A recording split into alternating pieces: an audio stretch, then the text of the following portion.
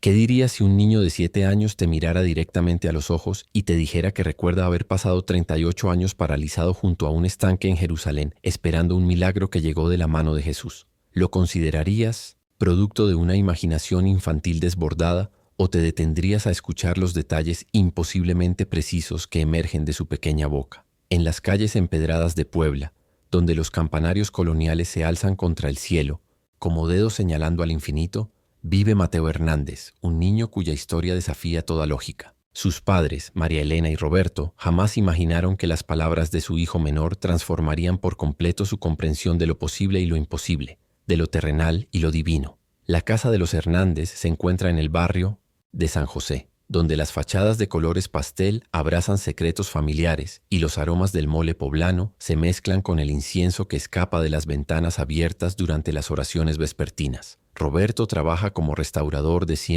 patrimonio, dedicando sus días a devolver la vida a los murales coloniales que adornan las iglesias centenarias de la ciudad. Sus manos, curtidas por años de trabajo meticuloso, conocen cada grieta, cada pigmento desgastado por el tiempo. María Elena cose bordados tradicionales para las tiendas del centro histórico, sus dedos ágiles creando flores de hilo que parecen cobrar vida bajo la luz dorada que se filtra por la ventana de su taller casero. Los domingos, la familia completa asiste a misa en la Catedral de Puebla, donde Mateo siempre se sienta en silencio, sus ojos oscuros fijos en las imágenes sagradas que decoran los altares. Mateo es el menor de 3 hermanos. Ana Sofía, de 15 años, estudia preparatoria y sueña con ser doctora. Carlos, de 12, juega fútbol en el equipo de la colonia y colecciona estampitas de santos que intercambia con sus amigos. Pero Mateo ha sido diferente desde pequeño. Mientras otros niños de su edad corren por los patios de la escuela, él prefiere sentarse bajo la sombra del árbol de jacarandá y observar las nubes, como si buscara en ellas algo que solo él puede ver. Los maestros de la escuela primaria Benito Juárez describen a Mateo como un niño reflexivo, de inteligencia, notable pero extrañamente melancólico para su edad. Durante los recreos suele quedarse en el aula dibujando escenas que llaman la atención por su detalle. Arquitecturas antiguas, personas vestidas con túnicas, paisajes desérticos que no corresponden con nada que haya visto en Puebla. La rutina familiar gira alrededor de horarios sencillos. Desayuno a las 7 de la mañana con café de olla y pan dulce del día anterior. Roberto saliendo hacia alguna iglesia que requiere sus cuidados. María Elena instalándose en su máquina de coser. Mientras los niños se preparan para la escuela. Las tardes transcurren entre tareas escolares, ayuda con los quehaceres domésticos y el rosario familiar, una tradición que María Elena mantiene con devoción inquebrantable. Los primeros indicios de que algo extraordinario habitaba en la mente de Mateo aparecieron cuando tenía 5 años. Durante una visita familiar al templo de San Francisco, el niño se detuvo abruptamente frente a una imagen de Jesús sanando a los enfermos. Sus pequeñas piernas se negaron a avanzar. Sus ojos se llenaron de lágrimas inexplicables. ¿Qué te pasa, mijito?, le preguntó María Elena, arrodillándose junto a él. Mateo señaló la imagen con su dedo índice tembloroso. Yo conozco esa historia. Yo estaba ahí.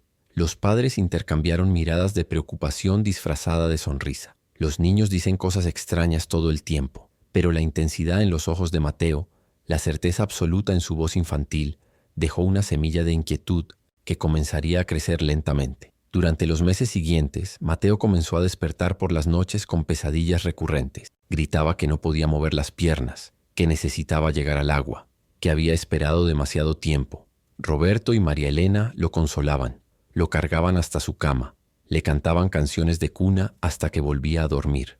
Consultaron al pediatra, quien sugirió que podrían ser terrores nocturnos normales en niños de esa edad, pero las pesadillas eran demasiado específicas, demasiado consistentes. Mateo describía un lugar con columnas de piedra, un estanque rodeado de personas enfermas, el sonido del agua moviéndose cuando el ángel descendía. Hablaba de nombres que nunca había escuchado. Betesda, la puerta de las ovejas, el porche de Salomón. El momento que cambiaría todo llegó un domingo de febrero, durante la homilía del padre Joaquín en la catedral. El sacerdote, un hombre de 70 años cuya voz resonaba con la autoridad de décadas de servicio, había elegido leer el pasaje de Juan 5:1-15, la historia del paralítico de Betesda. Después de esto era día de fiesta de los judíos, y subió Jesús a Jerusalén, comenzó el padre Joaquín con su cadencia familiar. Y hay en Jerusalén, cerca de la puerta de las ovejas, un estanque, llamado en hebreo Betesda, el cual tiene 5 pórticos. Mateo, que hasta ese momento había estado sentado tranquilo entre sus padres, Se irguió como si hubiera recibido una descarga eléctrica. Sus ojos se abrieron desmesuradamente, su respiración se volvió entrecortada. En estos yacía una multitud de enfermos, ciegos, cojos, paralíticos, que esperaban el movimiento del agua. Las lágrimas comenzaron a rodar por las mejillas de Mateo. María Elena notó que las manitas de su hijo temblaban violentamente. Roberto puso su brazo alrededor del niño, pero Mateo parecía no sentir nada que no fuera el eco de esas palabras antiguas resonando en su alma. Y había allí un hombre que hacía 38 años que estaba enfermo. En ese momento Mateo se puso de pie sobre la banca, sus pequeñas piernas apenas sosteniéndolo, y con una voz que no parecía la de un niño de 7 años, declaró en un susurro audible que hizo que las cabezas se volvieran hacia él. 38 años esperé, junto al estanque, 38 años sin poder mover mis piernas. Cuando Jesús me preguntó si quería ser sano, yo le dije que no tenía quien me echara al agua. Y entonces él me dijo: levántate, toma tu lecho y anda. Sentí mis piernas moverse por primera vez en casi 40 años. La electricidad corrió desde mis caderas hasta mis pies. Pude caminar, pude correr. Jesús me devolvió la vida. El silencio que siguió fue absoluto. Ni siquiera los bebés lloraron. El padre Joaquín se quedó inmóvil en el púlpito, su boca entreabierta, el libro de las Escrituras temblando en sus manos. Los feligreses se volvieron hacia la pequeña figura de Mateo, cuyas palabras habían brotado con una autoridad que trascendía su edad, su contexto, su experiencia posible. Roberto tomó a su hijo en brazos y salió apresuradamente de la catedral, seguido por María Elena y los otros 2 niños. Pero las palabras de Mateo ya habían sido pronunciadas, y no había forma de devolverlas al silencio. Los días que siguieron a la revelación en la catedral transcurrieron en un silencio tenso que parecía espesar el aire de la casa familiar. Roberto canceló sus compromisos de trabajo y se quedó en casa, observando a Mateo con una mezcla de fascinación y temor que no sabía cómo procesar. María Elena dejó su máquina de coser en silencio y pasaba las horas rezando el rosario en voz baja, sus labios moviéndose en oraciones desesperadas por comprensión. Ana Sofía y Carlos caminaban, de puntillas alrededor de su hermano menor, como si hubiera desarrollado una enfermedad contagiosa de la cual no conocían los síntomas. Durante las comidas, los 4 miembros de la familia observaban a Mateo masticar su comida con la misma intensidad con que estudiarían un fenómeno científico inexplicable. Fue Roberto quien decidió hacer la primera pregunta directa. Esa noche, después de que Ana Sofía y Carlos se hubieran ido a dormir, se sentó frente a Mateo en la mesa de la cocina. La luz amarillenta del foco colgante creaba sombras dramáticas en sus rostros. Mateo, comenzó Roberto con voz cuidadosa, ¿puedes contarnos más sobre lo que dijiste en la iglesia? El niño levantó la vista de su vaso de leche tibia. Sus ojos reflejaron una tristeza que no correspondía con sus 7 años. Papá, yo sé que suena raro, pero yo recuerdo estar ahí. Recuerdo el olor del agua del estanque, que no era limpia. Olía a enfermedad, a medicina antigua. Recuerdo a mi madre, pero no era la mamá de ahora. Era una mujer mayor, con el cabello gris, que lloraba todos los días viéndome acostado en mi estera. María Elena se cubrió la boca con las manos. Las palabras de su hijo tenían una precisión que la aterraba. Mateo continuó, su voz tomando ese tono extraño, adulto, que había usado en la catedral. Nos levantábamos antes del amanecer. Había que llegar temprano para conseguir un lugar cerca del borde del estanque. Los que podían caminar se acercaban más rápido cuando el agua se movía. Yo solo podía esperar que alguien tuviera compasión y me ayudara, pero todos estaban ocupados con sus propios familiares enfermos. Roberto sintió un escalofrío recorrer su espina dorsal. Preguntó, ¿cómo era el lugar exactamente? Los ojos de Mateo se cerraron, como si estuviera accediendo a una película guardada en algún rincón imposible de su memoria. Había 5 pórticos, columnas grandes de piedra que daban sombra. El suelo era de piedra también, pero muy desgastado por todos los pies que habían pasado por ahí durante años. En las esquinas había vasijas grandes donde guardábamos agua para beber, porque el agua del estanque no se podía tomar. María Elena tomó un papel y un lápiz. ¿Puedes dibujar cómo era? Sin dudar, Mateo comenzó a trazar líneas con una precisión que dejó a sus padres sin aliento. El dibujo que emergió mostraba una estructura arquitectónica compleja. 5 pórticos rodeando un estanque rectangular, escalones que descendían hacia el agua, pequeñas figuras humanas acostadas en esteras distribuidas estratégicamente, cerca de la orilla. Los enfermos graves estábamos aquí, señaló una sección específica del dibujo. Los ciegos se ponían más lejos porque no necesitaban ver el agua moverse. Los cojos se quedaban donde podían levantarse rápido. Yo estaba en el medio, donde mi madre podía cuidarme, pero también donde podía escuchar cuando el agua comenzaba a agitarse. Roberto estudió el dibujo. Los detalles arquitectónicos eran demasiado sofisticados para un niño de 7 años. demasiado específicos para ser producto de la imaginación. ¿Y cómo era tu cuerpo cuando estabas enfermo?, preguntó María Elena, las palabras saliendo con dificultad. Mateo se tocó las piernas con naturalidad desconcertante. Estas piernas no se movían para nada, ni los dedos de los pies. La sensación terminaba aquí. Se tocó las caderas, y de ahí para abajo era como si no existiera. Tenía que usar las manos para acomodar mis piernas cuando me dolía la espalda de estar acostado tanto tiempo. La historia comenzó a circular por el barrio de San José con la velocidad implacable del chisme de pueblo pequeño. Doña Carmen, la vecina de la casa contigua, fue la primera en esparcir el rumor con la mezcla perfecta de fascination y desaprobación que caracteriza a las noticias extraordinarias. ¿Ya supieron lo que pasó con el niño de los Hernández?, susurraba en la tienda de la esquina, su voz cargada de dramatismo calculado. Dicen que se levantó en misa y empezó a hablar como si fuera un personaje de la Biblia, que dice que era el paralítico ese de no sé dónde. Las reacciones se dividieron inmediatamente. Las señoras mayores, cuya fe había sido forjada en mitos, décadas de rosarios y novenas, veían en la historia de Mateo una confirmación de que los milagros seguían existiendo. Dios obra de maneras misteriosas, repetían, persignándose con fervor renovado. Pero otros vecinos mostraron una actitud más escéptica. Don Felipe, el mecánico que tenía su taller 3 casas más abajo, declaró abiertamente que todo era puro teatro de los padres para llamar la atención.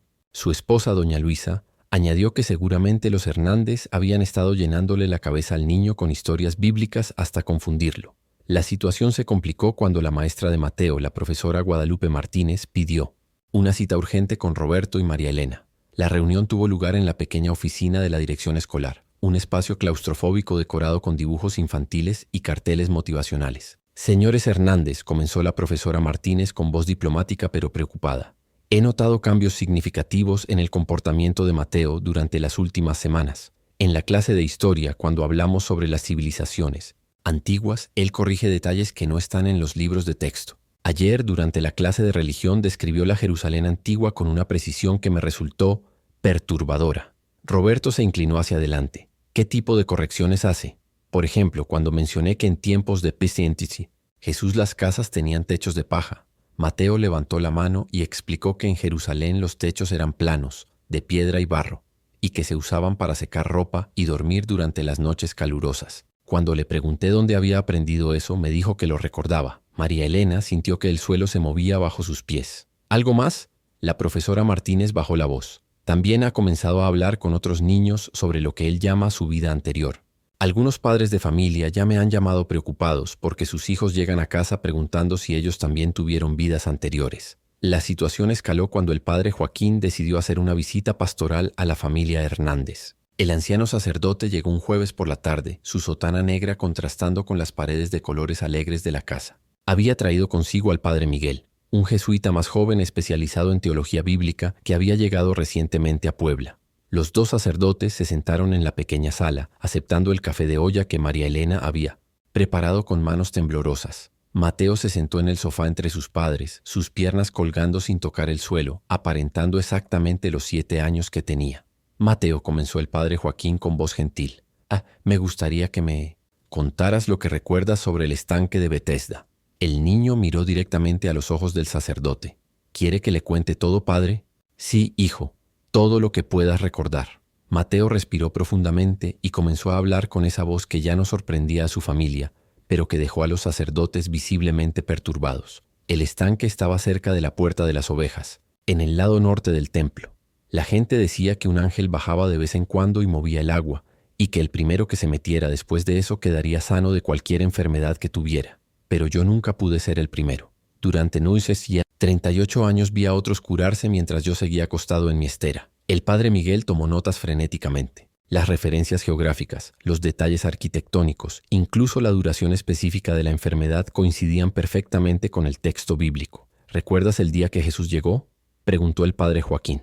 Los ojos de Mateo se llenaron de lágrimas. Era un día muy caluroso. Había mucha gente porque era una fiesta judía, creo que la Pascua.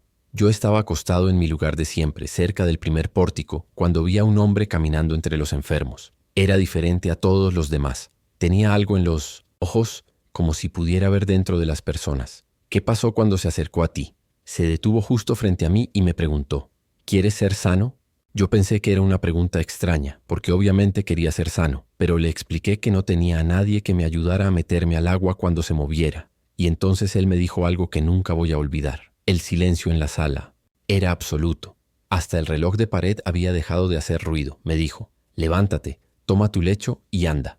Las palabras de Mateo resonaron en la sala como si hubieran sido pronunciadas desde un púlpito invisible. El padre Miguel dejó caer su pluma, incapaz de continuar escribiendo.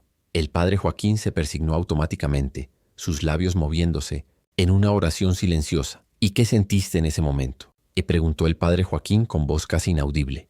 Mateo se puso de pie, sus pequeñas manos temblando ligeramente. Fue como si alguien hubiera prendido una luz eléctrica dentro de mis piernas. Sentí calor, pero no el calor del sol.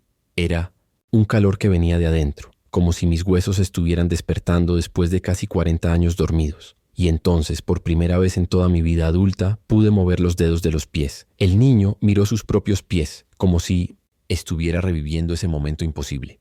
Me incorporé lentamente porque tenía miedo de que fuera solo mi imaginación. Pero mis piernas me sostuvieron perfectamente. Y cuando di el primer paso, todas las personas que estaban ahí gritaron. Algunos de alegría, otros de susto. Algunos pensaron que era un truco. Roberto observaba a su hijo con una mezcla de amor paternal y terror existencial. ¿Cómo era posible que un niño de 7 años estuviera describiendo sensaciones que nunca había experimentado en esta vida? ¿Qué hiciste después de que pudieras caminar?, preguntó el padre Miguel, su voz cargada de emoción contenida. Tomé mi estera, la doblé y la cargué en mis hombros, como Jesús me había dicho, y caminé. Caminé por primera vez en 38 años. Mis piernas se sentían raras, como si no fueran mías, pero eran fuertes, eran perfectas. Mateo hizo una pausa, sus ojos perdidos en algún lugar del tiempo. Cuando llegué al templo, los fariseos me detuvieron. Me dijeron que era sábado y que no podía cargar mi estera. Yo les expliqué que el hombre que me había sanado me había dicho que la cargara, pero ellos querían saber quién era él, y yo no sabía su nombre todavía. La intensidad en la sala era palpable. Los dos sacerdotes intercambiaron miradas, que comunicaban la misma pregunta silenciosa. ¿Qué estaban presenciando exactamente? ¿Te has encontrado alguna vez con algo que desafiara completamente tu comprensión de la realidad? Comparte en los comentarios tu símbolo de fe o cuéntanos si alguna vez has presenciado algo que no pudiste explicar con palabras. Y si esta historia está tocando tu corazón de alguna manera especial, acompáñanos suscribiéndote a este canal donde exploramos los misterios más profundos de la fe y la experiencia humana. Los días siguientes a la visita de los sacerdotes transcurrieron en una atmósfera de expectación casi tangible. La historia de Mateo había llegado a oídos del obispo de Puebla, quien decidió enviar una comisión especial para investigar lo que algunos ya comenzaban a llamar el caso del niño de Betesda. La reunión definitiva se programó para un domingo después de misa en la sala de juntas de la catedral. Estuvieron presentes el obispo Francisco Morales, el padre Joaquín, el padre Miguel, un psicólogo infantil llamado Dr. Raúl Mendoza y una especialista en estudios bíblicos, la doctora Patricia Vázquez, llegada especialmente desde Ciudad de México. Roberto y María Elena entraron a la sala con Mateo caminando entre ellos, sus pequeñas manos aferradas a las de sus padres. El niño llevaba su mejor camisa blanca y sus zapatos de charol, pero su rostro reflejaba una serenidad que contrastaba con la nerviosidad evidente de los adultos. El obispo Morales, un hombre de 60 años cuyo rostro había sido curtido por décadas de servicio pastoral, se dirigió directamente a Mateo con una gentileza que no ocultaba su seriedad. «Hijo, sabemos que has compartido con tu familia y con nuestros sacerdotes una historia muy especial. Hoy nos gustaría que nos contaras todo desde el principio, con tanto detalle como puedas recordar». Mateo asintió y se sentó en la silla que habían colocado en el centro del semicírculo formado por los adultos. Por un momento, guardó silencio, sus ojos cerrados como si estuviera accediendo a algún archivo secreto en su memoria. Cuando abrió los ojos ya no era el niño de 7 años que había entrado a la sala. Su voz tomó esa cadencia extraña, adulta, que ya había usado en ocasiones anteriores. Mi nombre era Joaquín Ben-David, aunque la mayoría de la gente me conocía simplemente como el paralítico del estanque. Nací en una aldea pequeña, cerca de Jericó, hijo de un pastor de cabras. Cuando tenía 20 años, una fiebre muy fuerte me dejó sin poder mover las piernas. Los médicos de la época dijeron que algo se había roto dentro de mi espalda, algo que no se podía arreglar. La doctora Vázquez tomaba notas furiosamente. Los nombres, las referencias geográficas, incluso la descripción médica primitiva pero precisa de lo que podría haber sido una lesión de médula espinal. Mateo continuó: mi familia me llevó a Jerusalén cuando escucharon sobre el estanque de Betesda. Dijeron que era mi única esperanza. Mi madre, Sara, vendió todas nuestras cabras para pagar el viaje y para mantenernos mientras esperábamos el milagro. El doctor Mendoza intervino. Mateo, ¿puedes describir cómo se sentía exactamente? ¿No poder mover las piernas? El niño lo miró directamente. Doctor, imagínese que de la cintura para abajo su cuerpo simplemente no existiera. No dolor, porque el dolor requiere sensación. Solo nada. Como si alguien hubiera cortado la conexión entre mi mente y mis piernas. Durante los primeros años todavía trataba de moverlas, pero mi mente mandaba órdenes que nunca llegaban a ningún lugar. Los presentes intercambiaron miradas. La descripción era médicamente precisa para una lesión completa de médula espinal, un conocimiento que difícilmente podría tener un niño de 7 años en 2025. Cuéntanos sobre el día del milagro, pidió el obispo Morales. Los ojos de Mateo se cerraron nuevamente. Cuando habló, su voz se llenó de una emoción que parecía venir de décadas de sufrimiento acumulado. Era el día después de Pascua. Había llovido durante la noche y el aire olía a piedra mojada y a los aceites que los mercaderes usaban para sus lámparas. Yo estaba en mi lugar habitual, la tercera estera desde la columna del primer pórtico, cuando vi a un grupo de hombres acercándose entre los enfermos. Mateo abrió los ojos, pero su mirada estaba perdida en algún punto del tiempo. Había algo diferente en la forma como caminaban. No con prisa como los que venían a buscar curación para ellos mismos, sino con propósito, como si supieran exactamente hacia dónde se dirigían. Y entonces vi al hombre del centro del grupo. El silencio en la sala era absoluto. Ni siquiera se escuchaba la respiración de los presentes. Era más alto que los demás, pero no por su estatura física. Era como si llevara luz dentro de su cuerpo, sus ojos. Doctor, cuando alguien lo mira a usted, ve su cara, ¿verdad? Pero cuando este hombre me miró, sentí que veía mi alma, todas las partes de mí que había escondido durante 38 años de dolor y desesperanza. Mateo se puso de pie, como si fuera incapaz de continuar sentado. Se detuvo justo frente a mí. Sus discípulos se quedaron atrás, pero él se arrodilló hasta quedar a la altura de mi estera, y me preguntó: ¿quieres ser sano? La voz del niño se quebró ligeramente. Yo pensé que era una pregunta cruel al principio. ¿Cómo no iba a querer ser sano? Pero entonces entendí que no me estaba preguntando si quería curarme. Me estaba preguntando si estaba listo para una vida completamente diferente, para dejar de ser el paralítico y convertirme en otra persona. El doctor Mendoza se inclinó hacia adelante. ¿Y qué le respondiste? Le expliqué mi situación, que no tenía a nadie que me ayudara a llegar al agua cuando se moviera, que siempre alguien más llegaba antes que yo. Pero mientras hablaba me di cuenta de que él ya sabía todo eso. No me había hecho la pregunta porque necesitara información. Mateo caminó hacia la ventana de la sala, sus pequeños pasos resonando en el silencio. Entonces él puso su mano en mi frente. Su piel era cálida, pero no el calor del sol o del fuego. Era el calor de la vida misma. Y me dijo, con una voz que no era fuerte, pero que sonó más clara que cualquier sonido que hubiera escuchado antes: levántate, toma tu lecho y anda. Niño se detuvo, sus manos presionadas contra el cristal de la ventana. Lo que pasó después no se puede. La revelación completa del relato de Mateo dejó a la comisión episcopal en un estado de conmoción silenciosa. Durante varios minutos nadie habló. El doctor Mendoza fue el primero en recuperar la compostura profesional.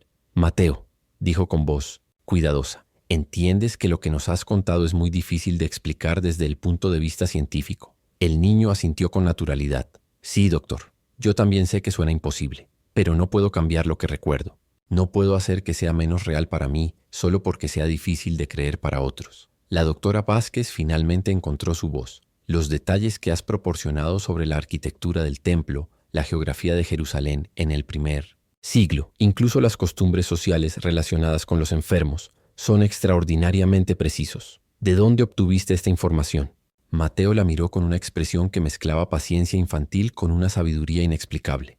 Doctora, yo no obtuve información. Yo viví esa información.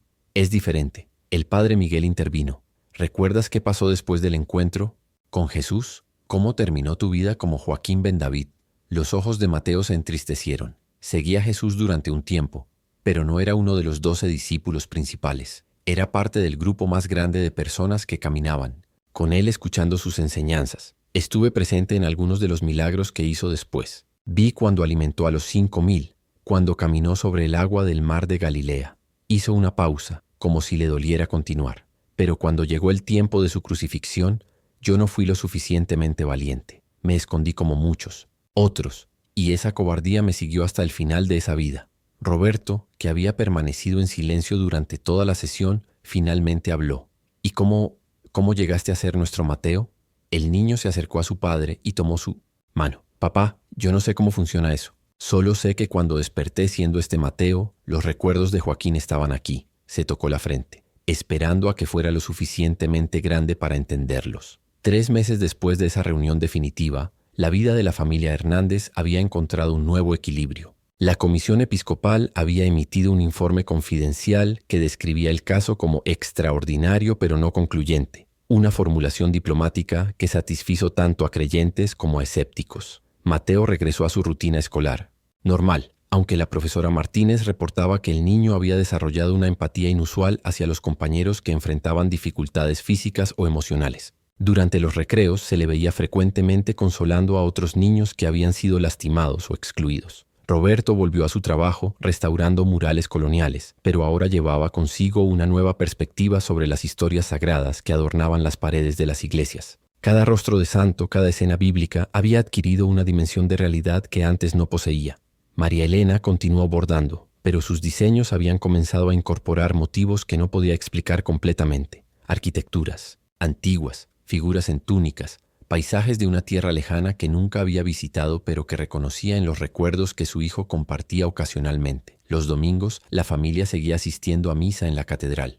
Mateo se sentaba en silencio durante las lecturas, pero ocasionalmente Roberto o María Elena notaban lágrimas silenciosas rodando por sus mejillas cuando se leían ciertos pasajes del Evangelio. Una tarde, mientras ayudaba a su madre a tender la ropa en el patio trasero, Mateo hizo una observación que se quedaría grabada en la memoria familiar para siempre.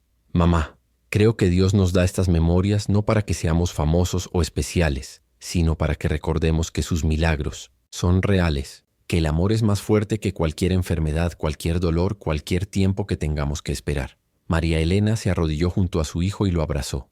¿Y tú eres feliz siendo nuestro Mateo después de haber sido Joaquín? Niño sonrió con una paz que irradiaba mucho más allá de sus 7 años. Mamá, creo que todas las vidas que vivimos nos preparan para la siguiente. Joaquín tuvo que aprender a esperar y a tener fe. Ahora Mateo puede usar esa paciencia para ayudar a otros niños que están esperando sus propios milagros. En las calles empedradas de Puebla, donde los campanarios coloniales siguen alzándose hacia el cielo como dedos señalando al infinito, la historia de Mateo Hernández continúa siendo susurrada en las tiendas de la esquina, debatida en los cafés del centro histórico y recordada en las oraciones vespertinas que escapan por las ventanas abiertas. Algunos la ven como evidencia de que los milagros siguen ocurriendo, otros como una curiosa coincidencia psicológica. Pero para quienes tuvieron el privilegio de escuchar a Mateo hablar con la voz de Joaquín Ben David, la historia permanece como un recordatorio de que hay misterios en este mundo que trascienden nuestra comprensión y de que el amor divino puede manifestarse de formas que nunca podríamos imaginar. La historia de Mateo nos recuerda que a veces los milagros más extraordinarios llegan a través de los corazones más pequeños. Si esta historia ha tocado algo profundo en tu alma, ayúdanos a compartir este mensaje de esperanza suscribiéndote a nuestro canal. Y cuéntanos en los comentarios, ¿qué milagro estás esperando en tu vida?